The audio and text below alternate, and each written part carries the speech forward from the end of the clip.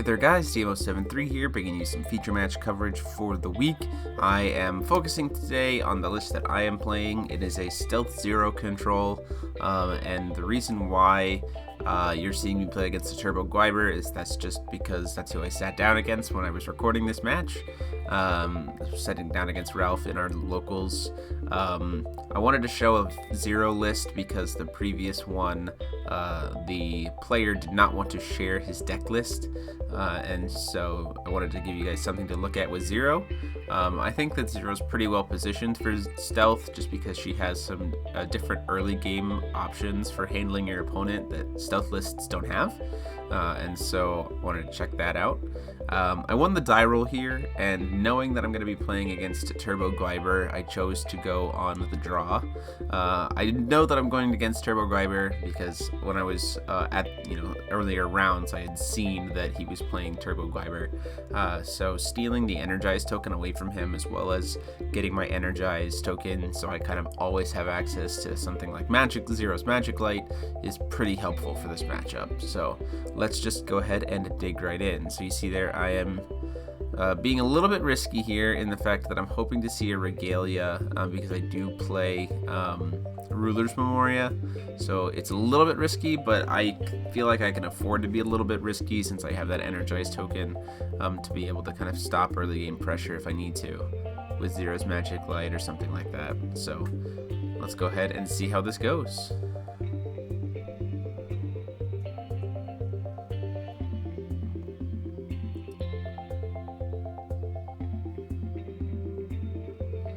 So Ralph's thinking about what to do here to start. Plays the Death Scythe, taps for a stone, hopes to get that Ruler's Memoria, and does. Now he has access to all his colors.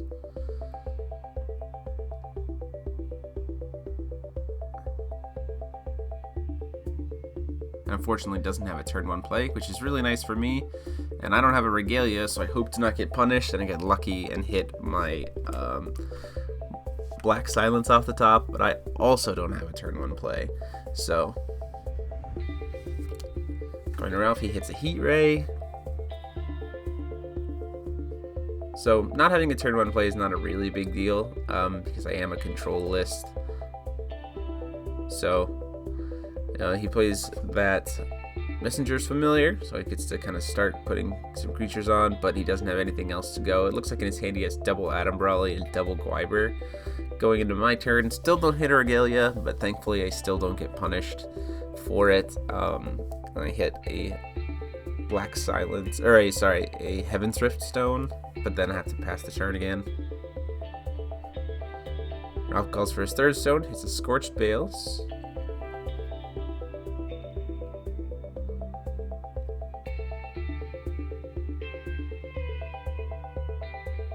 Plays 1, plays out the Guinevere.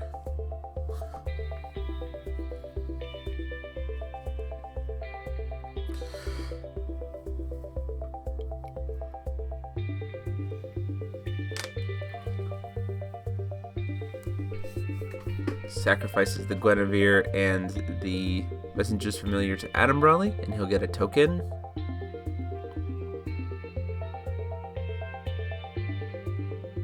And I'm going to take 400 damage from the Messenger's Familiar if I choose not to try to cancel the Adam Brawley.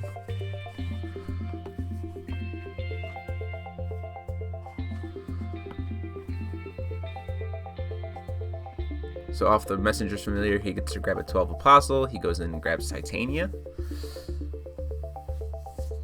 And I'm going to go ahead and let the Adam Brawley resolve. I have a cancel spell in my hand, so this is actually probably a better time for me to cancel. Like, I probably should have canceled the Adam Brawley. I wouldn't take damage. He would only have the elf on board, and so even if he had a Gwiber in his hand, it wouldn't do anything, which would be nice.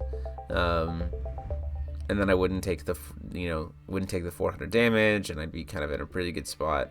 But I think in my mind, I have an interdimensional escape in my hand as well.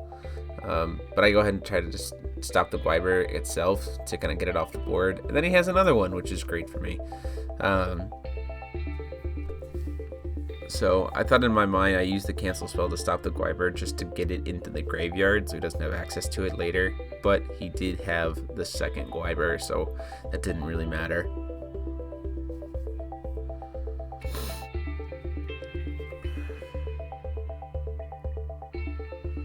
So going into my turn, because there's nothing else that Ralph can do. Hoping to draw into Regalia. Oh, he decides to actually sacrifice the token and the Adam Brawley for another Adam Brawley. Draws a card. Hits an Apollo Regalia. And then passes the turn there, because there's no reason for him to play the Apollo. And I happen to draw into a interdimensional escape, which is really, really nice. I hit the Ruler's Memoria, so I get punished there because I still don't have a Regalia. I mean, I could play the tank, but that's much less valuable, and I see that I have the interdimensional escape in my hand, so having that to be able to kind of answer some stuff is the better play. Especially since he has so few cards. Like, if I can get interdimensional to resolve well, then I just have a lot of advantage there. So that feels pretty good. Plays one to play Gwen. Plays an Apollo. Gets a token.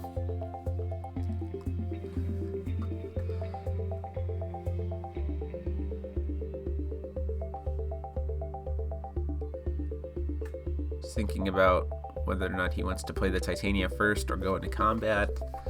He does swing in with the Gwiber. I'm going to take it. I'm going to go down to 24.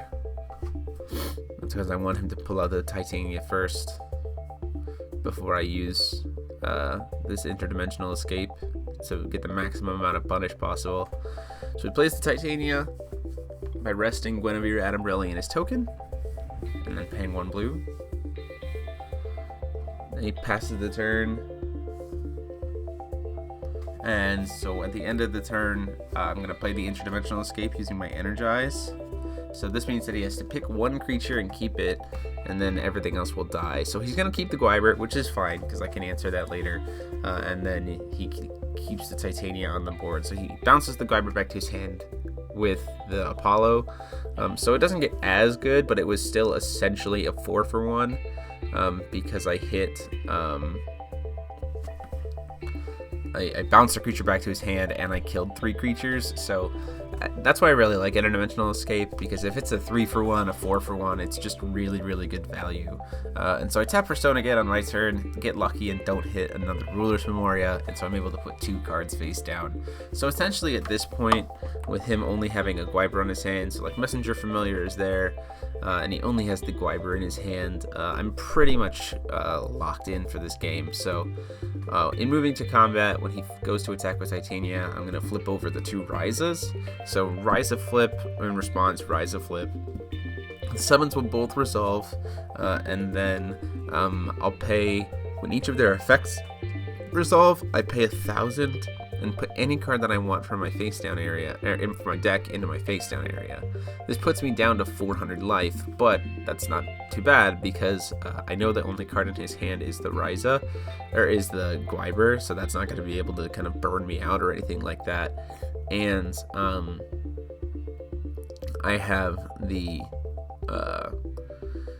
Melder set, and now the Melders are going to be used. So in still moving to combat, Melder's going to flip over. Before we go to the blockers, I flip over Melder. Then Melder will deal -12/-12 to the Titania because I have 3 Stealth Resonators, thus killing the Titania. So I've instantly answered that Titania and put a bunch of creatures on board. And if he tries to play that Gwiber, then I just kill it with the other Melder. So putting me in a really strong position.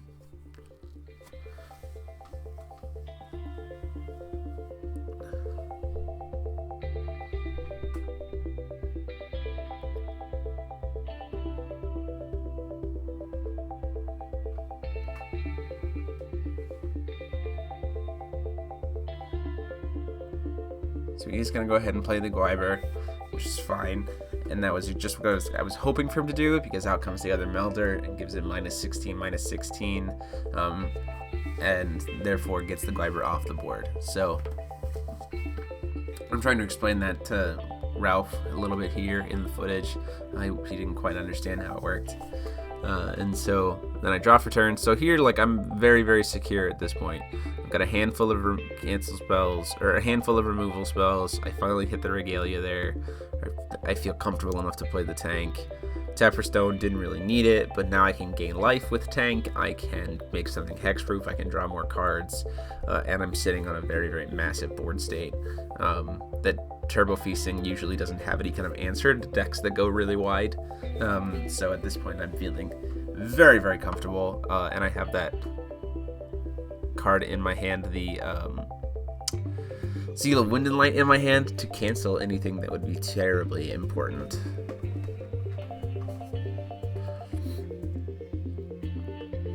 So he swings with the Messenger Familiar, I block with the Ryza, he grabs an Adam Brawley.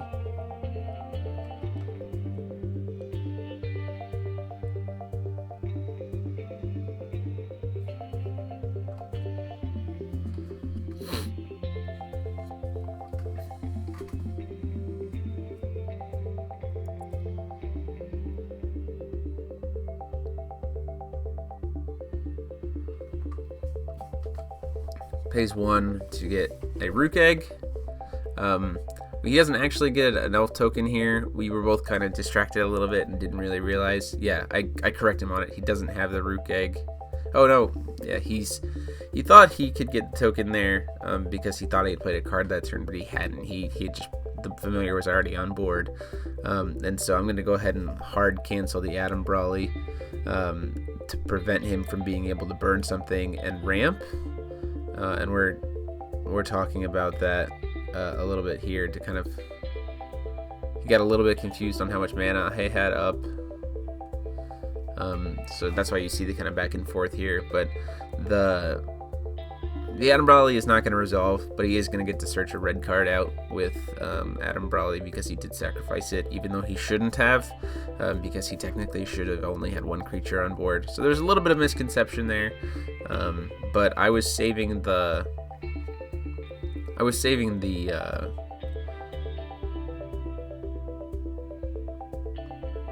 Seal of Wind and Light just for an Adam Brawley, because if he had played it with a darkness creature or anything else like that, I would have been in pretty big trouble. And so one thing you're also going to notice here, and the one thing that him and I are going to notice here, is that he tapped for a stone, but he never actually called it. I think a turn ago, or this turn, or something like that, because I was on the draw and I'm one stone ahead of him. So we missed a stone call somewhere. So he and I are going to fix it here in a second. So again, that's a little bit of weirdness. I'm going to go ahead and in upkeep gain 200 life with tanks. So now I'm outside of Adam Brawley's ability to kill me. I'll play a bow. Finally see a second Regalia.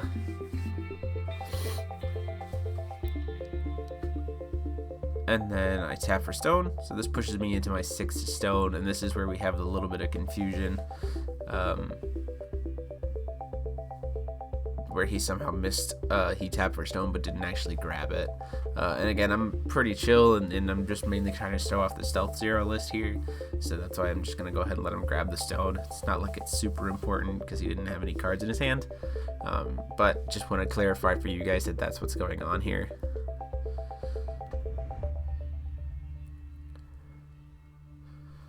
So I'm going to go ahead and attempt to swing with Ryza. He's going to block with the Rook Egg, and I'm 100% okay with that. Because again, when he's top decking, then I'm at massive advantage. So then I'll swing for 8, put him at 32. And now I just have this handful of stuff. And I could make him discard that. Could use the Darkstorm in my hand to make him discard it. But 1-for-1ing with Darkstorm is not really ideal, especially since I have tank to completely mitigate that. That Uther flip, because tank can give things hexproof and I have plenty of will. So right now I'm just essentially playing hard control, and I've got a handful of space-time anomalies and discard stuff and hexproof at instant speed on the field, and there's really just no way to come back. Especially when he only has 2 cards, and one of which is a known.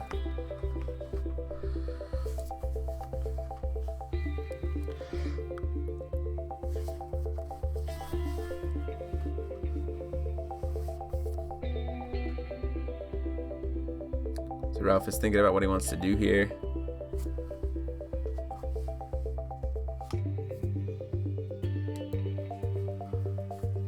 Does decide to play the Uther. I'm asking him for a target because I'm not going to cancel the summon or anything.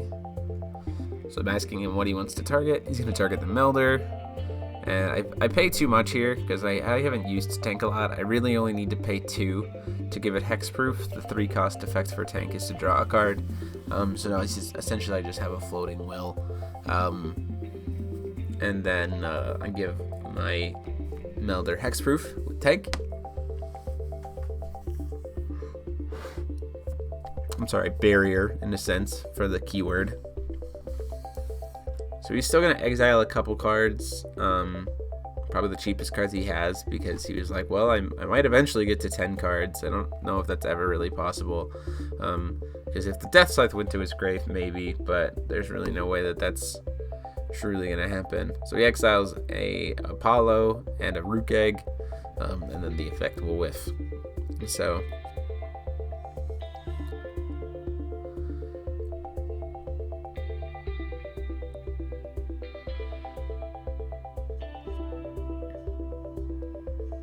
plays the other card in his hand, which was an Excalibur, which gets him an elf token, and it's at this point where the game is essentially over, because there's really nothing he can do. He taps for a stone, gets a stone. He's got no hand. I've got a handful of answers. So in the end step, I'm gonna go Space-Time Anomaly, and then the token, and also during my upkeep I will pump up one of my rises +1/+1 with 0. That's the other reason why I like 0 for the stealth list, is because she's a natural mana sink that can end up pushing you through for lethal damage. If you can, during upkeep, if you haven't spent all your cards, it's free pumps. So at this point he's got no cards in hand or anything else like that. He swings in with the Melder. I'm just gonna bow it to death. And then everything else is just going to get through. So there's 1,000 damage from Melder, and then another 1,000 damage, and then another 9 damage, and then it's just over. So let us move on to game 2. So I stabilized there at 400 life, brought it up to 600, and managed to win the game. So here we are in game 2. He is going to be choosing to go on the draw because, again, he wants to be able to use that Energize token to make a big play early on if he can. And stealing Energize from Stealth is probably something that's 100% fine to do. Stealth and Turbo Feasting are some of the few decks that, if you know your matchup, then choosing to go on the draw can be advantageous. I'm not going to do it 100% of the time.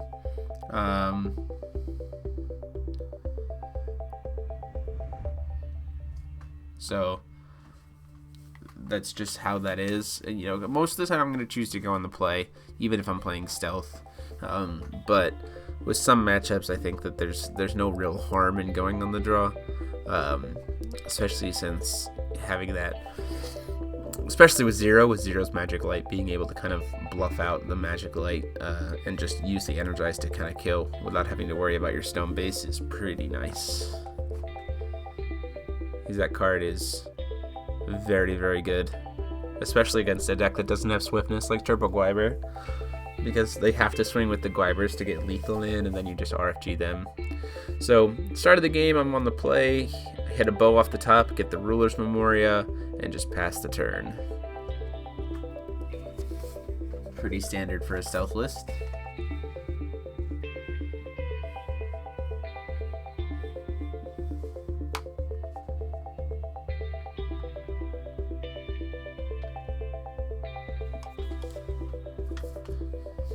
He plays a Death Scythe, hits a Ruler's Memoria, he energizes into Tama, gets a token.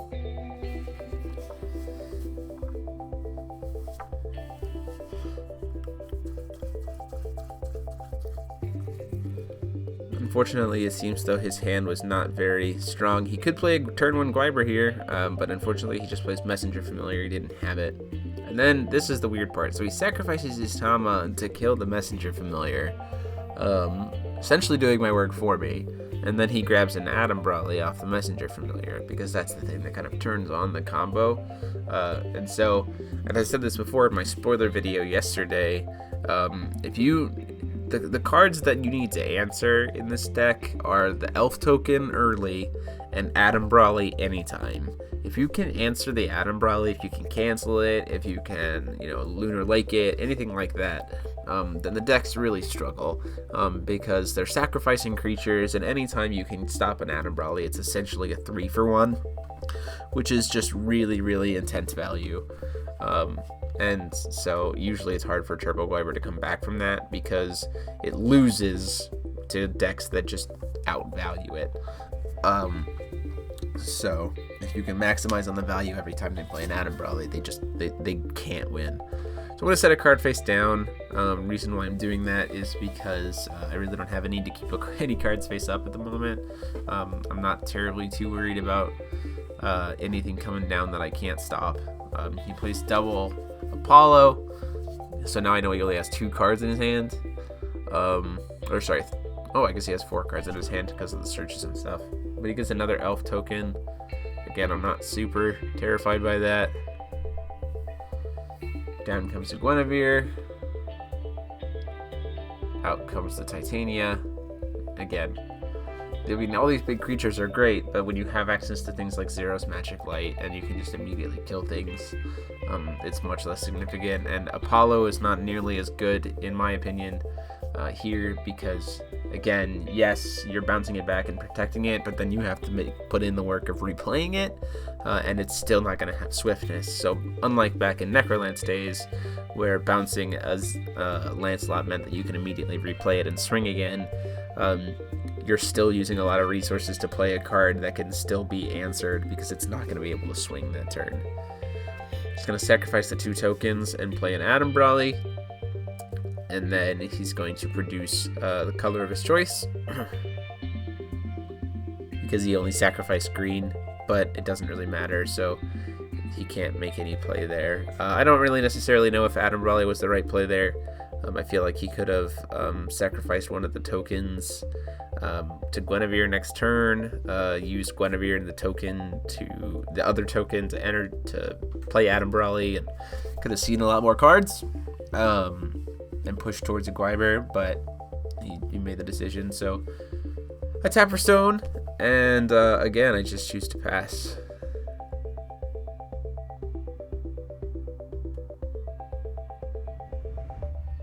Ralph draws for turn, taps for stone, hits a 3rd Ruler's Memoria.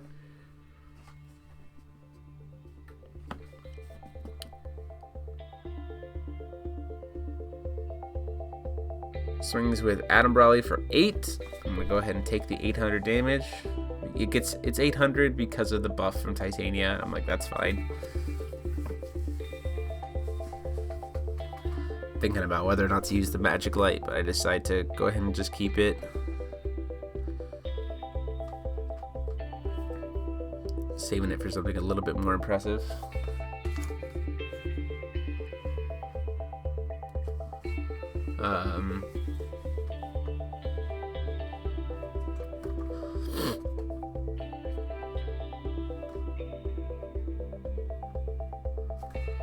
Uses one of his Apollos, which is great for me, to bounce that Adam Brawley back to his hand.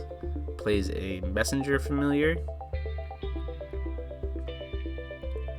Then plays a Rook Egg. Triggers his Elf Token.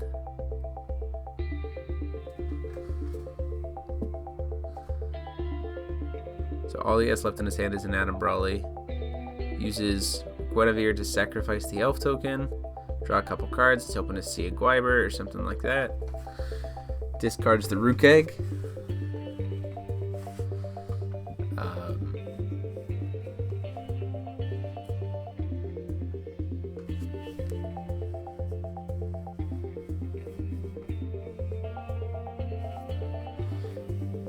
He's got Adam Brawley and an Apollo in his hand, which is probably fine. I probably don't play the second Apollo here. I probably wait for it for next turn, again, because it makes it easier to trigger Fiethsing for free next turn.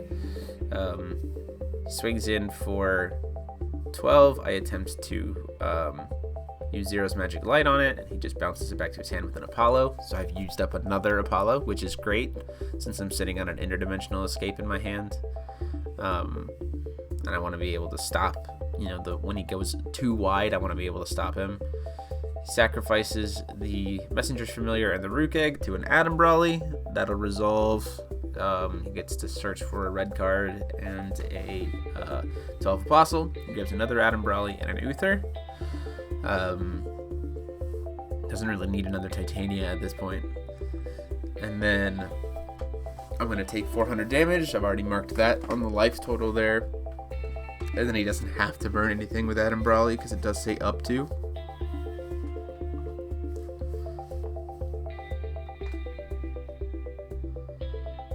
So again, now I know that his hand, I know his entire hand in terms of what's there. It's got a Titania, he's got an Adam Brawly and an Uther. And that's really good for a stealth player to know exactly what his opponent has in his hand. He can really shape his hand really well, shape what he's going to do really, really well. And then, just kind of curve the game out to his favor. Especially since I took the time, I kind of took a risk earlier in setting a Ryza face down, because I know he doesn't play bows. Typically when you play stealth, you don't want to play your cards face down until you hit to 4 stones, unless it's a Lunar Lake, because you want to just be able to turn 4, jam both stealth cards face down, to keep your bows safe as long as possible, or keep them safe from bow as long as possible, unless you're trying to bait out bows for some reason. So I'm going to call stone, recover, call stone. I don't have a second Ryza in hand. That's okay, because this way I can just make use of interdimensional escape really nicely. So I'm going to play the Apollo. And then I'm going to pass. So as you see, I have a cancel spell and I have interdimensional escape in my hand, which feels really, really good. And his Uther is essentially dead in the sense that it can't target any of my stuff. His Adam Brawlies are just going to bring out cards that I'm just going to kill, and he has to sacrifice cards for them, so I can 3-for-1 them. It's all about just these value exchanges, these 1-for-2s, 1-for-3s, 1-for-4s, that just pushes stealth over top for this matchup.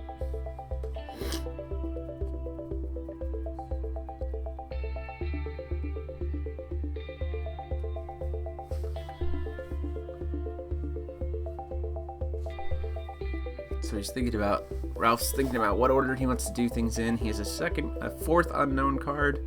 Looks like it might have been an Uther. He's going to go ahead and hard cast the Uther. Targets nothing.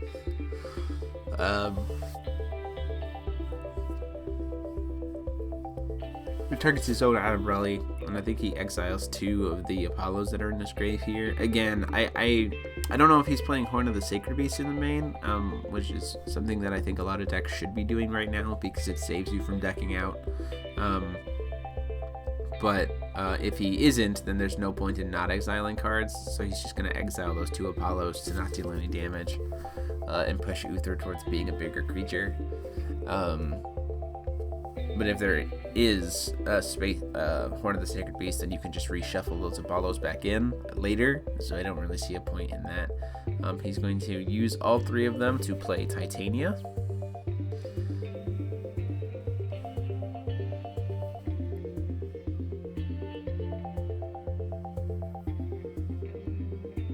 And I'm going to say okay, and then he says gets an elf token off of that. I'm going to go ahead and say that's fine. I'm not going to cancel it, because I'm looking to get a lot more value out of it than that. He's going to sacrifice the Adam Brawly and the elf token for the other Adam Brawly. Gets to draw a card and produce a will. He's going to produce black and play that Messenger Familiar, and just eliminate his hand. Essentially, at this point, his hand is now, I don't know it because I didn't know he had 2 Uthers, but his hand is literally just Uther. At the end of the turn, I'm going to go ahead and play that interdimensional escape. So this is a guaranteed 3 for 1. There's really nothing he can do about that. And then he will get to draw, bring a card back to his hand, or from the deck with his Messenger Familiar.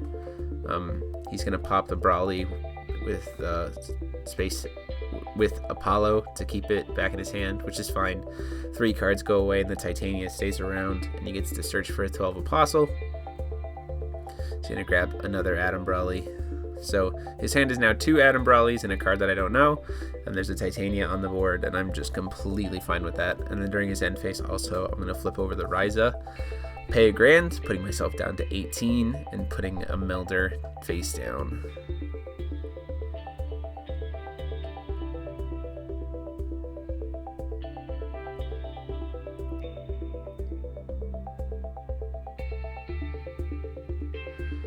So all in all, really strong turn. Whenever you can kind of wipe the board a little bit and push Turbo Gwiber into these like bigger creatures, it feels really good. During the upkeep, I'm going to go ahead and pump up Ryza +1/+1 with that last remaining will. Tap for another stone, hit another Dark Depths. Go ahead and attempt to swing for 9. He's going to let that go through, actually, which is a little unsurprising. And then, so he's down to 31.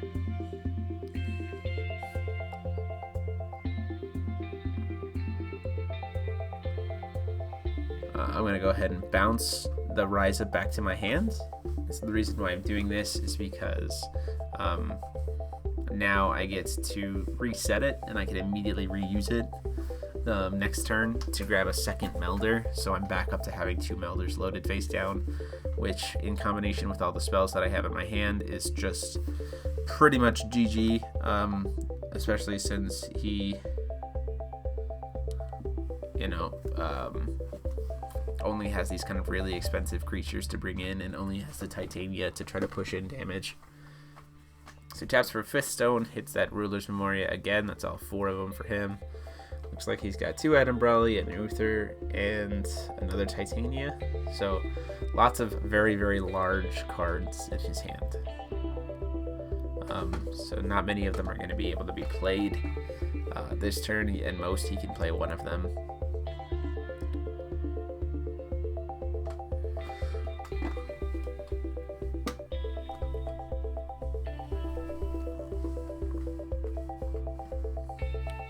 So he swings in for the 12.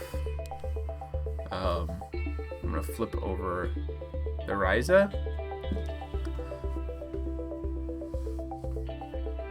I'm going to pay the grand to put another card face down,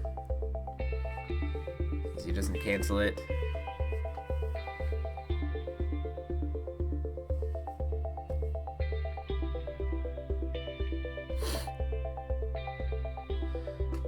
And then that Melder's going to immediately get flipped up. I've got 2 stealth creatures in my hand, so that means that I will get to do -8, -8, and then I can bow it for the remaining 4. So now I have a Melder that is set face down to be able to stop if he plays another creature that turn, and lots of pressure there.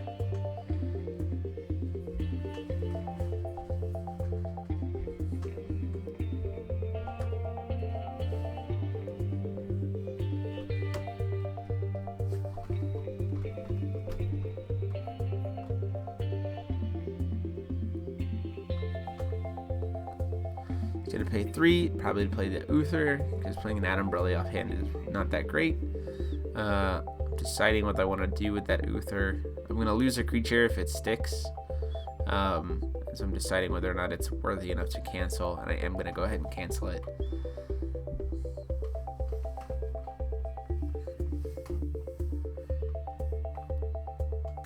And then he can't play anything else in his hand, so he has to just pass the turn.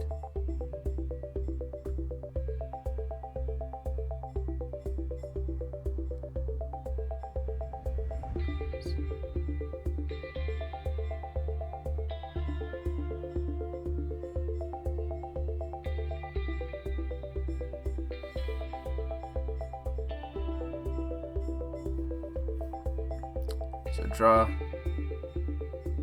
cover. I could just cast the Darkstorm and just eliminate his entire hand here, but there's kind of no point. His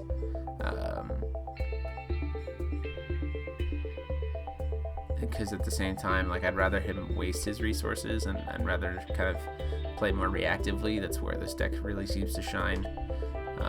But I decided to do it anyway and just force him to be down to 1 card.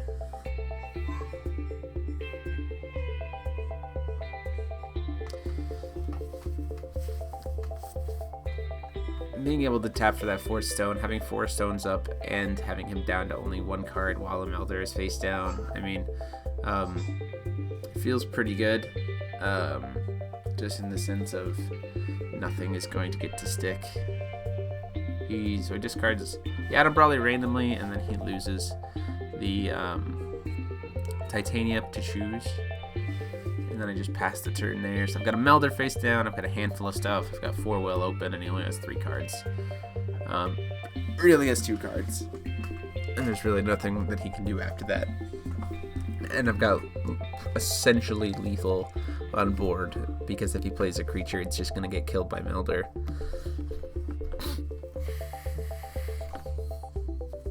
Taps for a stone.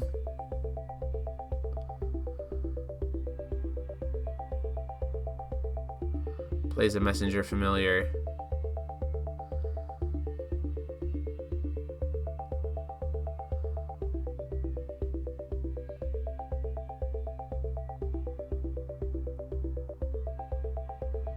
Pays for the Adam Brawley. He's just trying to set up a wall at this point. He's going to get an elf token.